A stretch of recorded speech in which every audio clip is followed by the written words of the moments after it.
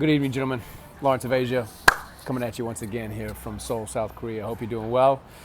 I just want to talk to you, gentlemen, today about the realities of living here in Seoul.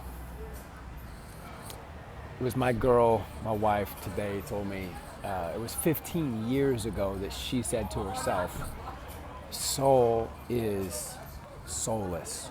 I mean, I've thought that to myself many times, and I've heard a lot of people say that as well, and it's unfortunately so very true in so many ways. The people here in Korea are absolutely surface oriented. They're all about their looks, their heart, their soul. The depth is irrelevant, and they're just all about surface orientation. You know, if you can give someone or sell something that's going to make somebody look better exteriorly, look cooler, expensive watch, whatever it might be, folks will eat it up here like no other place. Highly stuck on the image. People don't necessarily develop themselves per se, anything more than just their image. That makes for a very frustrating place to live and be. If you want to have any kind of connection, any kind of depth with anyone,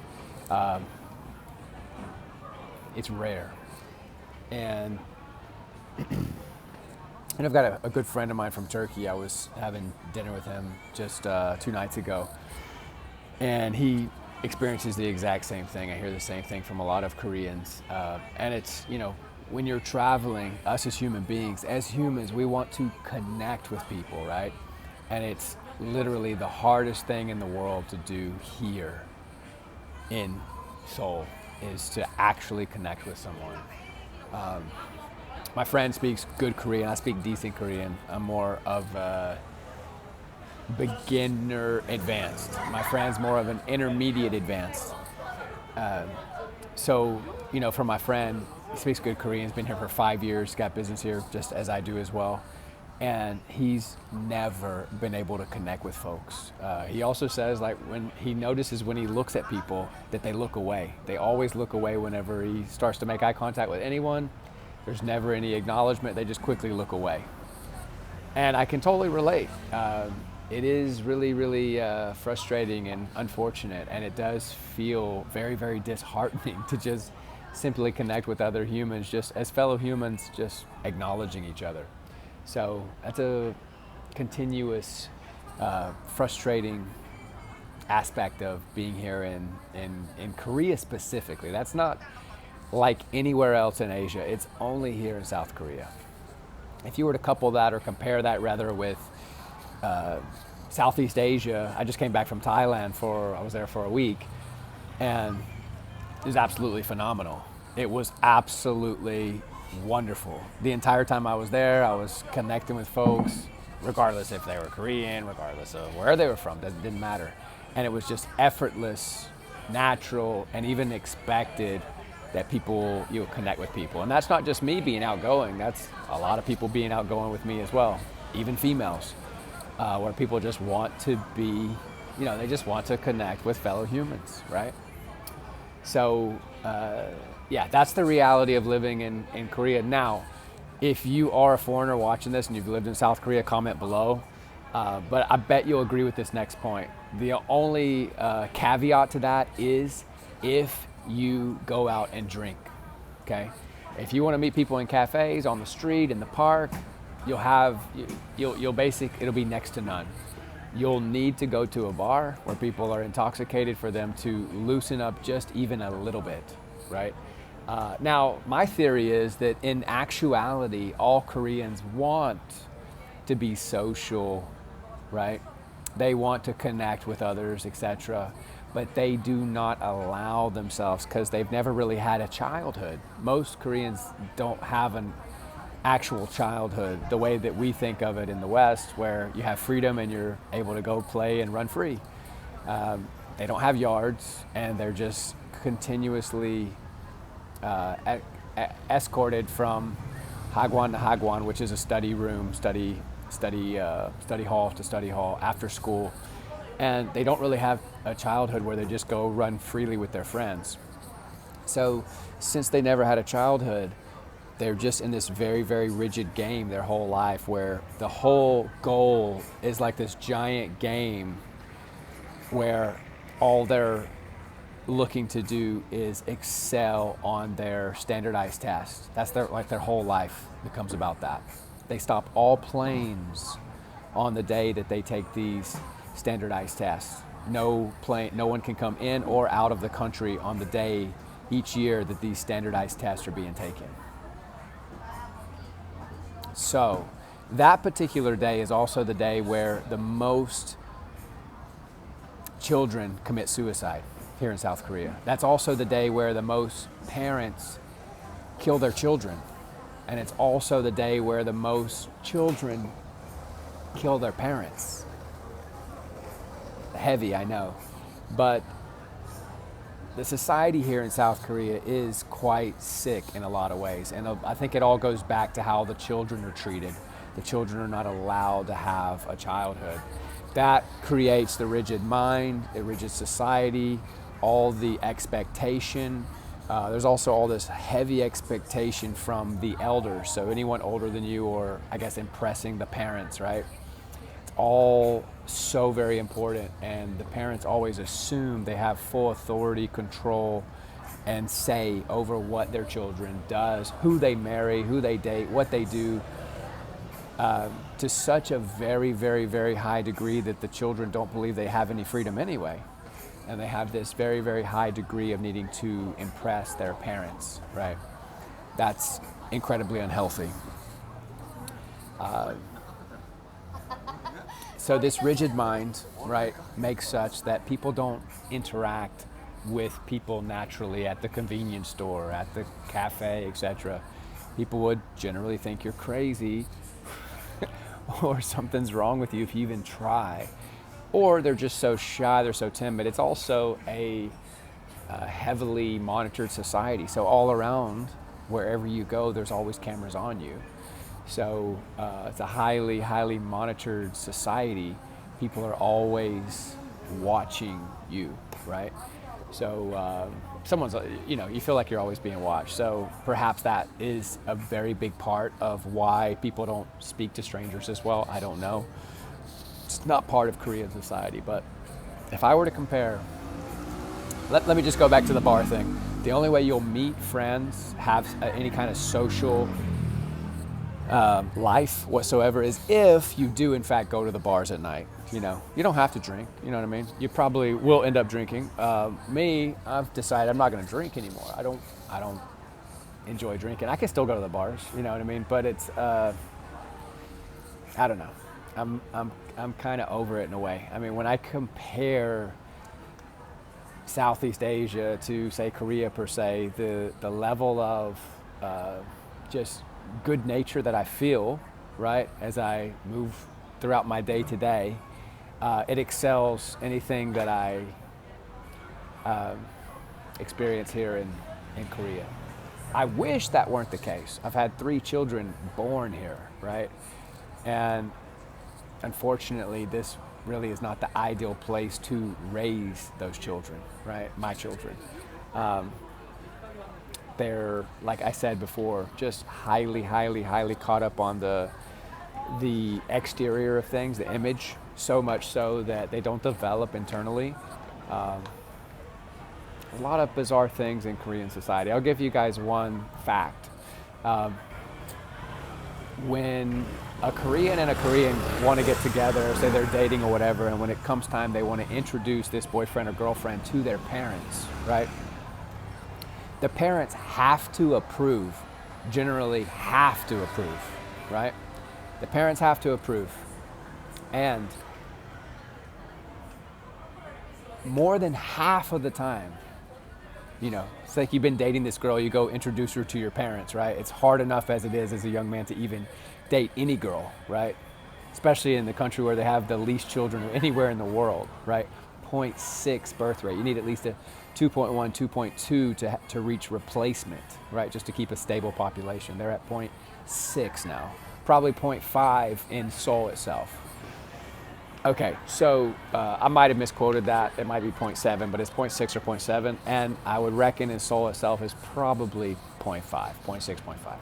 Anyway, imagine being a young man or a young girl, and you gentlemen, I'm talking to guys, right? So imagine you go and you talk and you introduce your girl. You're happy that you've met this girl and you're willing to introduce her to your parents, right? So you're happy with this girl. More than half of the time, the parents, 아니요, 아니요, 아니요. They dismiss that partner. They'll have a formal dinner or whatnot, and they'll tell them no. That's how much control they have, and that's how dissatisfied and how hard to please they are. So I think a lot of the younger generation's difficulties, especially around relationships and everything as well, I think a lot of it stems from their parents' inability to just be satisfied or happy, and having such incredibly high standards that they're nearly impossible to meet, right? And the parents take far too much authority over the children's life. They don't give them any leeway. I mean, they give them some, and that varies depending on the parents, of course, but this is actually incredibly common. It's a very, very high commonality. Whereas in the West, say, hey, mom, dad, I'm gonna marry this girl. And they're like, I don't know, all right, well, good luck. But they're not going to completely tarnish your dreams and just put an end to it, right? That does happen commonly here in South Korea. So, also the highest suicide rate in the world, that's not news to anyone. Well, it is. A lot of people have traditionally thought that was Japan. It was until about 2017. And now for a long time it's been Korea, right? So overall, a lot of things not really the best here. Now the birth rate being the lowest in the world, how could that be fixed? If I was just to propose a solution. I know the solution. The solution is to change the culture. You can throw as much money at it as you want. It's not going to do anything. We got some extra money just for having our birth here, but we're not having babies because we're getting a little extra money, right? A couple $1,000. So you'd have to change culture. The way you do that is the way you do everything or sell anything here in Seoul, and that is you simply have all the idols. Same way you sell anything here, you sell it with an idol, right? Maybe you don't know, but that's how everything works in Korea. Instead, right, you have all these, what you tell all these idols, okay, if you want to be big, you have to have a child, right? After your career, right? You have to have children, right? And if they didn't make anyone famous in this country unless they had a child, then everyone in Korea would think it's cool. All the girls would suddenly think it's cool to have children, So anyway, that's my two takes on, the birth dilemma here in Seoul, South Korea, whatever. And I mean, too, if you do happen to be South Korean, you happen to come across my video and you're looking for a solution and you're a young person yourself, my highest recommendation is to leave Korea, because the entire society does not really support families and children. It really, really is not conducive to families and children. It's the entire society set up in a way that's meant to be party until you're into your 60s. Party into your 60s, not until you're 60, into your 60s. So you got 60-year-olds, everyone, they're just partying their whole life, as though they're 20 years old. And it just is not conducive for healthy family dynamics per se. So, yeah.